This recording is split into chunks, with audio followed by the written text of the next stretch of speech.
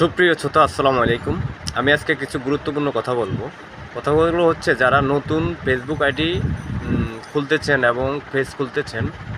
আসলে এই সমস্যাগুলো আমিও পড়েছিলাম। একটা আইডি ছিল, হয়তো অনেকে জানেন, বা আমার একটা ব্যক্তিগত ফেসবুক আইডি ছিল। ওই আইডিটার নাম হচ্ছে আমার নাম দেওয়া এবং আমার গ্রামের নাম দিয়ে খুলছিলাম। লং টাইম আমি ওই আইডিটা অনেক দিন ইউজ করেছি এবং 4-5 বছর যাবত ওই আইডিটা ইউজ করেছি এবং চালিয়েছি। আসলে আমি একটা ভিডিও কপিরাইট খেয়েছি, তারপরে কমেন্ট করেছি এবং একটা খারাপ কমেন্ট করেছি।